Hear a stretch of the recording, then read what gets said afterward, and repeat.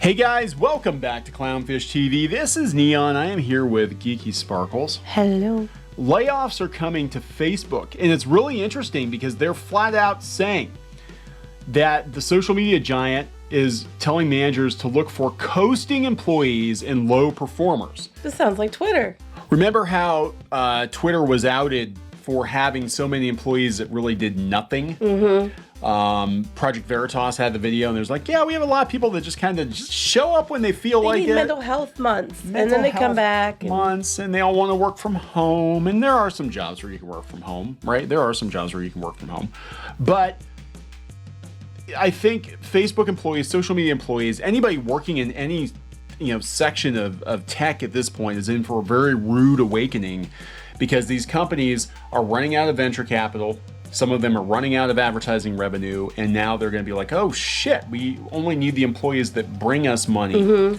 We can't have any dead weight. Right, they're not the ones that are costing us money, spending their time on Twitter, being an activist. Facebook employees being activists on Twitter. I am. You think I'm kidding? It's probably true. Because I'm sure they're being activists on Facebook too. Oh, I'm sure. When they're flagging every damn article as being fake news, even if it's verified news. And you know what's funny? Those are probably the highest performers they have. The ones that are actually, they're the ones that are hired to find fake news. I've actually seen things people posted, and it was like their own personal something, and it got flagged as fake. And I was like, how would you know? How would you know? Here's a picture of my grandma. Happy birthday, Nana. Determined this is fake news. It's fake news. It's not been like that, but yes. It's been pretty close. I've seen some pretty crazy stuff get flagged. Anyway, we're going to talk about this before we get into it any further. Please subscribe for more pop culture news, views, and rants, guys. Over 272,000 subs. Thank you so much for the support. We do talk about social media because it is ground zero for a lot of the stupidity going on in the world today. A lot of the stuff that's bleeding over into pop culture journalism and into companies making stupid decisions. And I don't even know what the hell Facebook is now. Like, I don't know what they're trying to be. I don't know what Meta's trying to be. But I've been seeing a lot of articles like this that are making people on Twitter very, very angry, which is basically a rude awakening is coming for a lot of millennial and Gen Z employees, because a lot of and we did a video on this before, a lot of people came into the workforce when there was a ton of venture capital. And they had unrealistic expectations of what it was to work in tech. Well, to be fair, the tech companies didn't help that. They gave them those unrealistic expectations. Right. So they would hire these people right out of school, and they were basically activist employees, and they would come in and they'd be like, oh yeah, you get like, 2 weeks off out of every month, and you get to hang out and bring your dog to work. And look at our cool cafeteria. There's a bike rack inside. We got a bike rack in the cafeteria. And cherry blossom trees. And that's what having a job is like. And now these companies are running out of venture capital. They're running out of ad revenue. And they're like, oh shit, we're going to have to go back to actually getting work out of employees. And a lot of people are in for a rude awakening. This reminds me of the iCarly episode. There was an iCarly episode. Our kids used to watch it, and there was an episode where they were making the shirts, and they had Sam with one team, and they couldn't agree on how to treat their child labor force.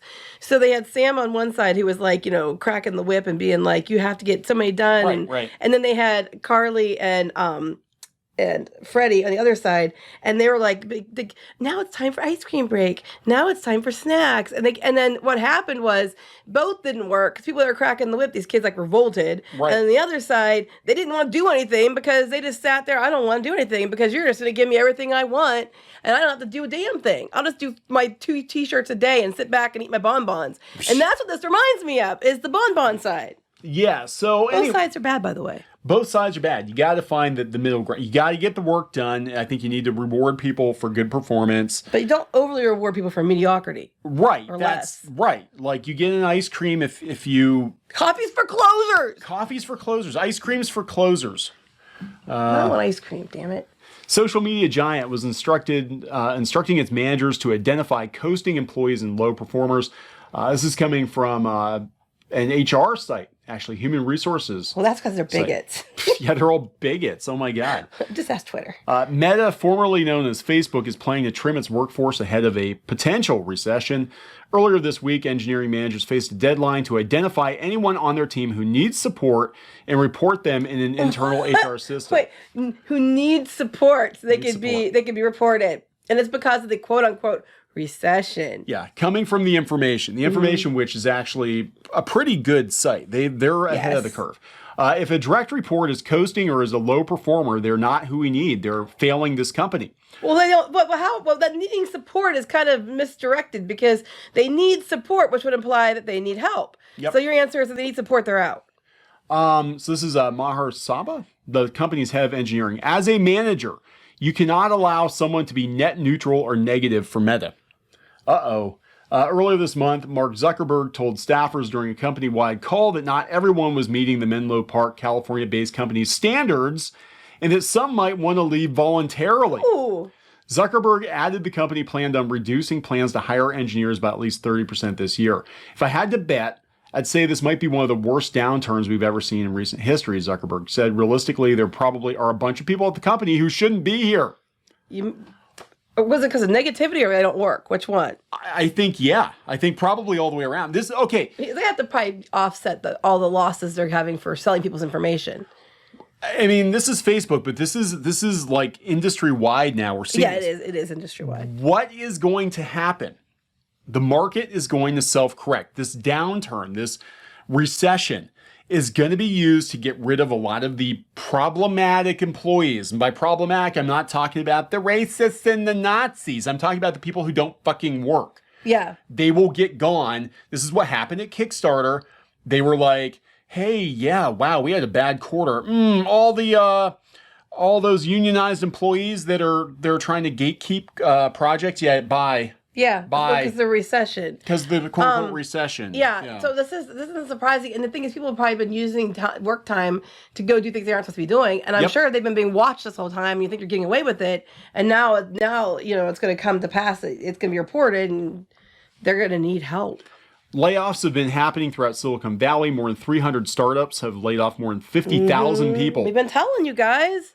And a lot of these are, companies that run a lot of the blogs and stuff too. Netflix are getting rid of the bloggers. So digital journalism is being affected. And, we're going to see the market correct because you're going to have to work. You're going to have to create product that people want.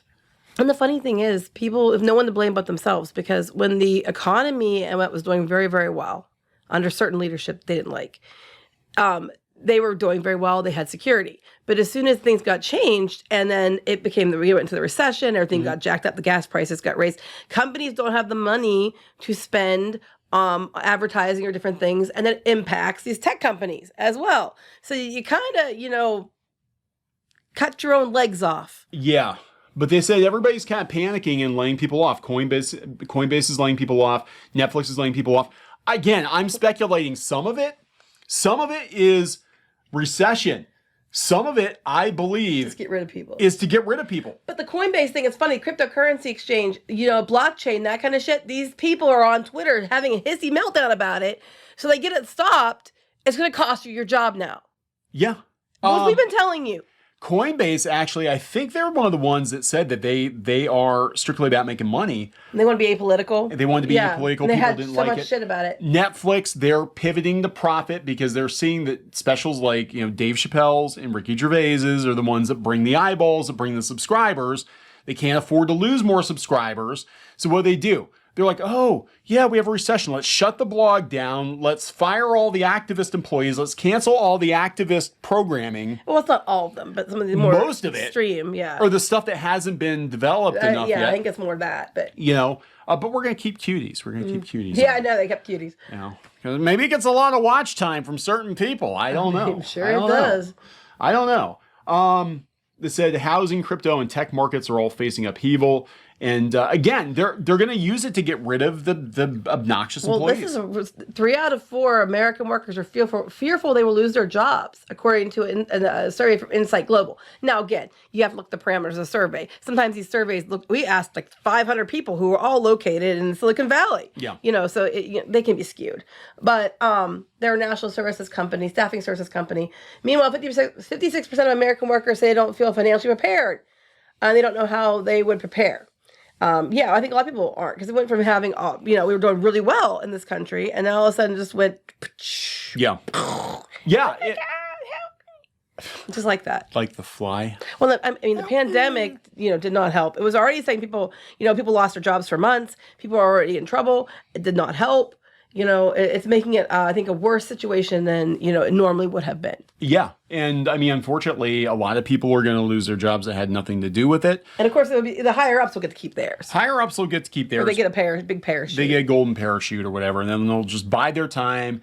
They'll be a consultant for a couple of years, and then they'll come back with another high-paying job someplace else. Even though they ran the company to the ground the first time around. Yeah, that's how it always works. But, I think the takeaway from this is that if you're at a job that's being bankrolled by venture capital, the venture capital is running out, you're not going to be able to just coast anymore. You're not going to have a job where you just show up whenever the hell you feel like it. Yeah, I need a mental health week. I need a mental health week.